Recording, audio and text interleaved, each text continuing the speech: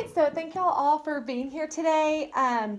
Just to kind of go over the agenda, we're going to discuss, first of all, everybody's roles. So who we are, we're going to introduce ourselves in. I'll go in and I'll discuss the full and individual evaluation with you guys and get your input and kind of summarize what I learned from y'all whenever y'all helped me develop this with your input. So we'll go through all that.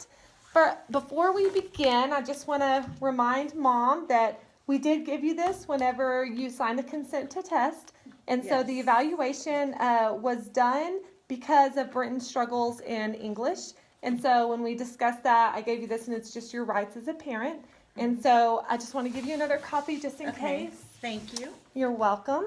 Okay, so the reason for the referral is because Brenton was struggling in the core area of English. He had been receiving Tier 2 intervention since 8th grade, so for the past 2 years.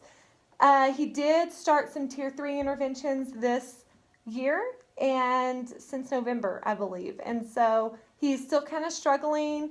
And so an FIE was done just to kind of get some recommendations for the classroom. We don't think that there was any concerns of a specific learning disability. It's just that it seems like we're not being able to reach them. Is that what I understand?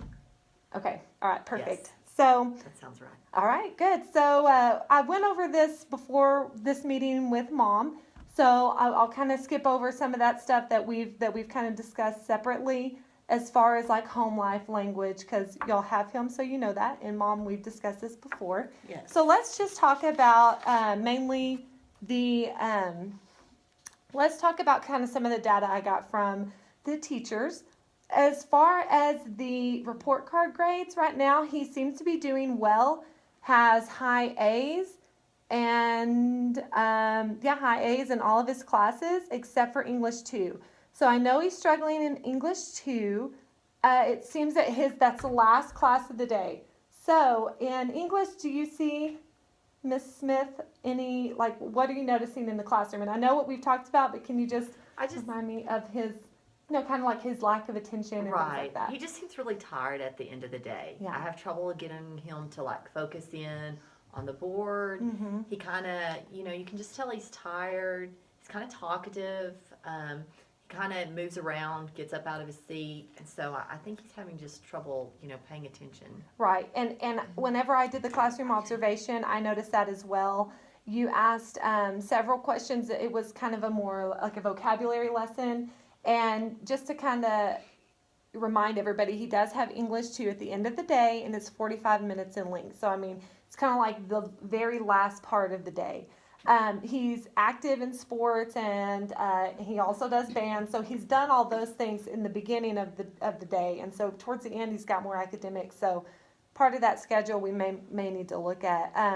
But he did seem lethargic. He talked, but not about content. It was more just kind of social. You asked several questions about, the meanings of words, and Brenton did not volunteer any answers. He just kind of sat in the back, kind of played with the stuff around him, was not focused in on the classroom discussion at all.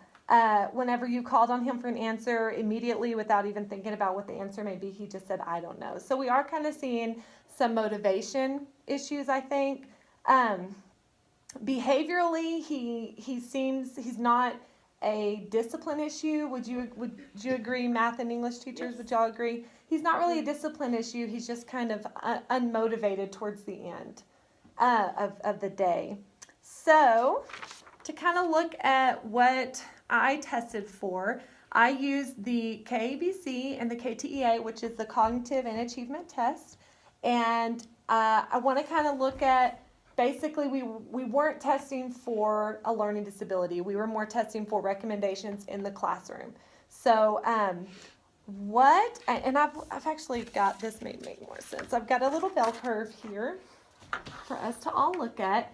As you can see up top here is his cognitive areas for his profile. And he is average in everything, even in the superior range on some things.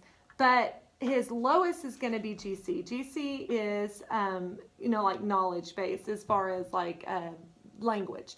It's a lot of language. So just like that lesson I saw where he was kind of a little bit, some of it's motivation, but out of his cognitive profile, GC is the lowest. So it's not a weakness compared to his peers because he is in the average range, but it is a weakness for him. It's his personal weakness. Okay. And Mom, I know I discussed all of this with you before, so I'm just going to kind of recap for the teachers. GF was his highest and was in the superior range, and he was really good at planning, being able to solve like novel problems that require planning. He was able to do that really with ease. He was really good at that. And so that's probably why he's doing pretty good in math, Miss Wells, is just because he's got that good GF ability. So also his GV was high, which is his visual spatial, and that also goes with math. And so that was good. So really based off of the cognitive profile, you can see that he is in the average range. We just have some personal weaknesses we're dealing with. But down here in the academic, all of his scores were within the high average to superior range.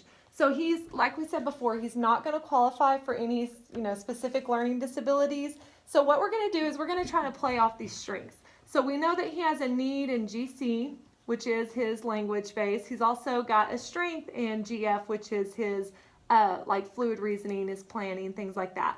So the recommendations I have for us to try in the classroom and also at home are going to play off of his strengths to kind of build up those weaknesses. And so some of the things I have, and you all have a copy of this in front of you, but some of the things I have are just to encourage him and provide positive reinforcement because he's not wanting to participate in class. So hopefully some of that positive reinforcement will get him to want to participate because we know that he has the ability. That's the thing. We know he has the ability, so we've got to try to get that out of him.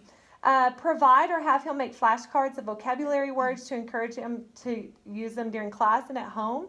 He had kind of a personal weakness in short-term memory as well, and so that's where the flashcards will kind of come in to kind of help build that short-term and long-term memory, since those were personal weaknesses, not weaknesses when compared to same grade peers, but definite personal weaknesses. Provide frequent exposure and practice with words. Again, we're kind of doing more the English side because he's not struggling in math at all, so I kind of made these more towards English. Provide visual representation of information presented. Since his GV was really high, we want to play on that strength. So that accommodation is kind of help, build off what he is good at and what he does have strengths in. Teach mnemonics to kind of help with his long-term and short-term memory, and also to kind of help build that vocabulary. And lastly, provide overlearning and rehearsal. Again, that's going to just help build his vocabulary. It's going to help with his long-term and his short-term memory as well. So, are there any questions? Any recommendations y'all want to add in that you think help or anything? So, as his mother, you don't think that it's anything having to do with like attention, like what is that called, deficit? Okay, well, disorder? from what I saw, it seems to me more like he doesn't, maybe like a lack of motivation. So what we're hoping is that positive reinforcement will kind of build that up, and if it doesn't work, then we can revisit and then we can discuss, okay, these interventions we have in place, these recommendations, they don't seem to be helping. What else can we look at? Because I did see him in the class right before, and it seemed like there wasn't, he was focused and he was participating in class, but in this English class, he's kind of in a different group. He's not with his friends that he's with during the day. It's kind of a different setting. It's the last period of the day. He's tired. He's been in athletics. He's been in band. And I think it's more of a motivation issue. Okay. And when we discuss this as a SIT committee, we kind of discussed that about how throughout the day his classes change, and in classes where his peers are in there and he feels more comfortable, he's more willing to participate. Whereas in these other classes or in this class specifically, where he's maybe not as comfortable with the material because he does struggle a little bit more with language and vocabulary and things like that, and then also just the change in the peers being there. So we're going to try the positive reinforcement first, and helping at home would be great too.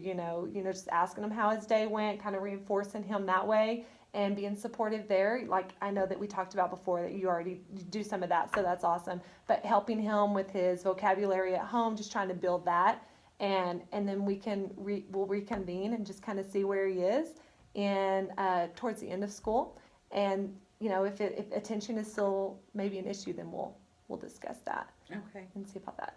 Okay. Okay. Sounds good. All right. Well, thank y'all so much for coming. No problem.